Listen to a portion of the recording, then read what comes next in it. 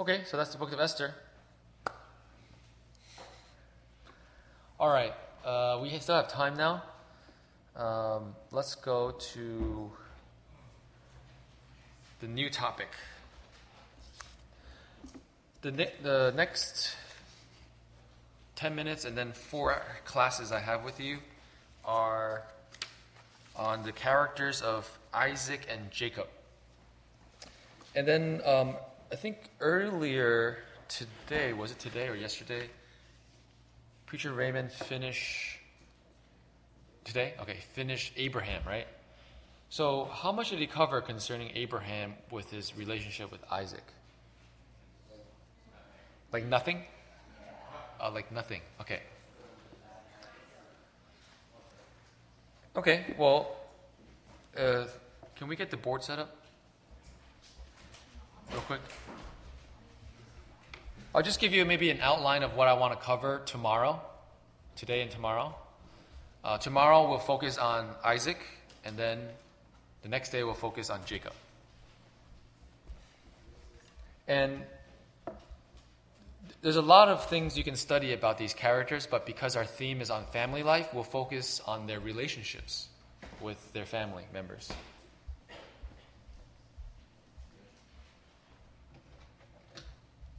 Thank you very much.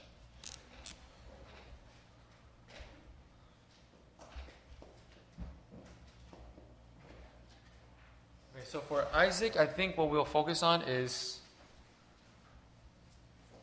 his relationship with his parents, so with his father Abraham,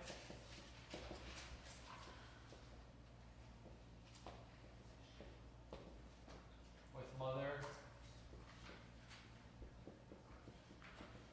Rebecca,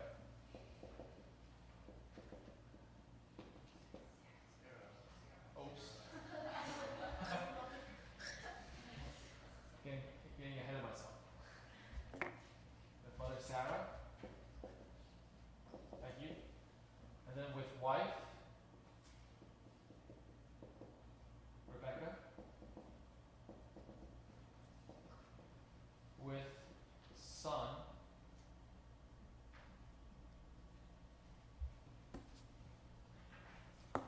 and daughters-in-law Esau. Esau. Okay, and then with son Jacob.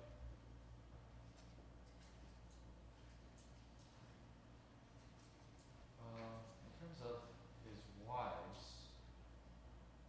I think there's less. Let me just put it down to you. But I don't think there's much that I will talk about there. Okay. So this is like the family relationships, that the primary family relationship that Isaac had. We see that he had various interactions with all of these people, and there's many different teachings that we can learn from. I mean, a lot of it maybe is similar to what you have heard in your previous classes, but still, I think can't hurt to reinforce what are biblical concepts to have in a Christian family. Right. Okay, so let's start with Isaac and his father. Isaac and his father. The first thing to know is what? Isaac was a son of promise. Isaac was a son of promise. He was a promised son. And he was the only child from his father Abraham and mother Sarah. So he was a very beloved son. Okay. Let's turn to Genesis. Genesis chapter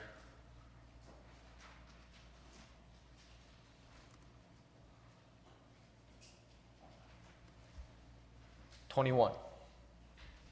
Genesis chapter 21. Oh, yes, right.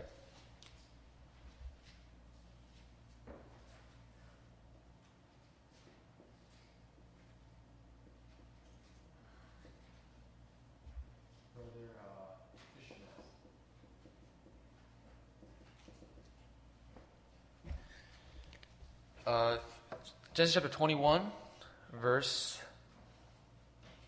1 and 2.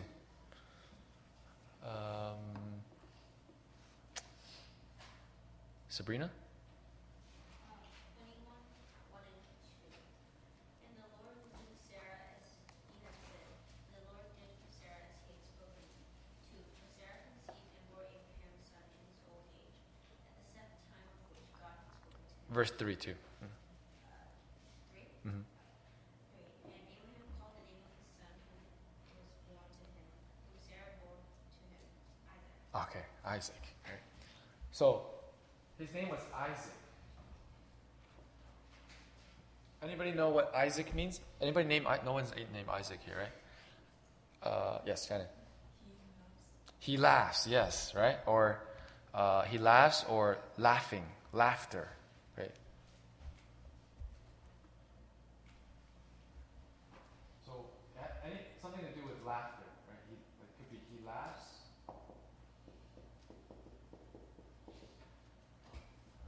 He laughs.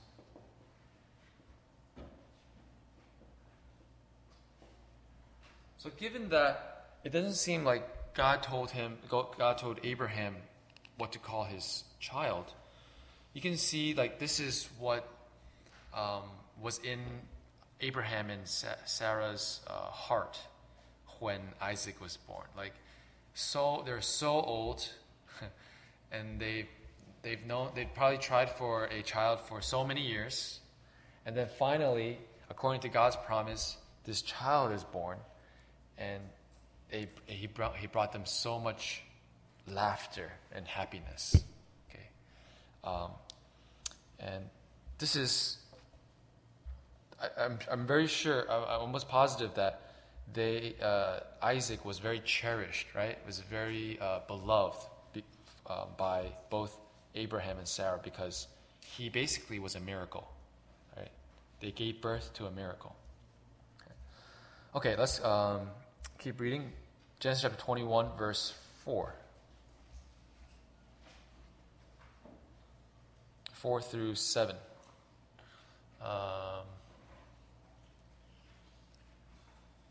Stephen Liu. Genesis 21, 4 through 7. Then Abraham circumcised his son Isaac, when he was 8 days old, as God commanded him. Now Abraham was 100 years old when his son Isaac was born to him. And Sarah said, God has made me laugh, and all who hear will laugh with me. And she also said, Who would have said to Abraham that Sarah would nurse children? For I have borne him a son in his old age. Okay, so here is talking about the gladness and the laughter that Isaac brought to this couple, Abraham and Sarah. Right? God has made me laugh. God has made me laugh. That is very similar to the name Isaac. Right? It's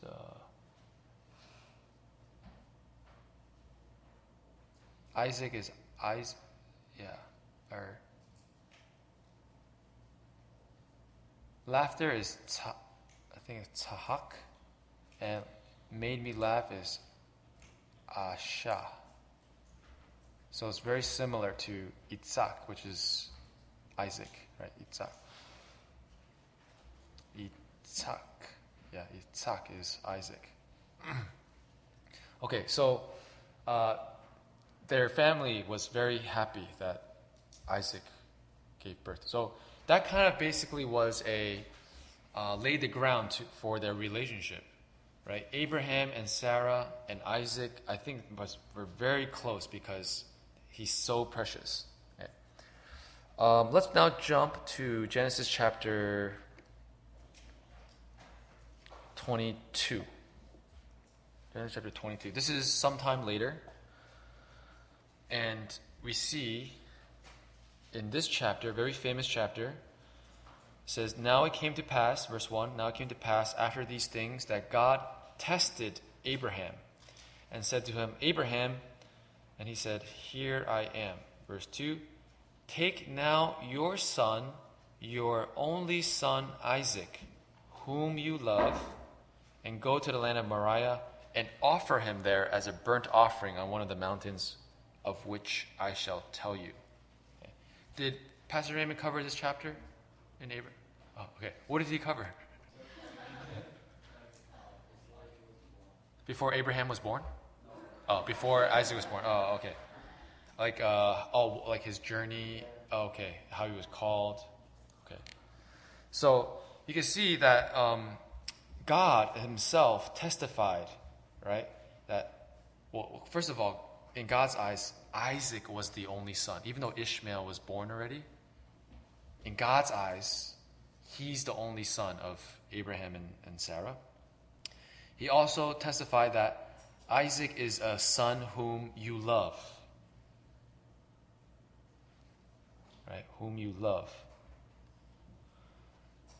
So, I think it's pretty clear that Abraham and Sarah really cherished Isaac. And then God was using this relationship too to test if Abraham loved God more than his son, his only beloved son whom he loved. Okay, so I think it's pretty clear that they're very, very close, and that's why it was such a test to Abraham in the first place. Okay? Abraham loved Isaac. I'm pretty sure Isaac also loved his father and clung to him. Right? So you can see, if you jump to verse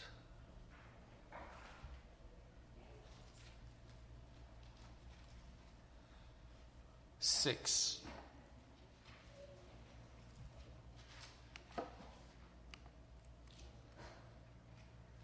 And verse 8, right? There's a repetition of a phrase.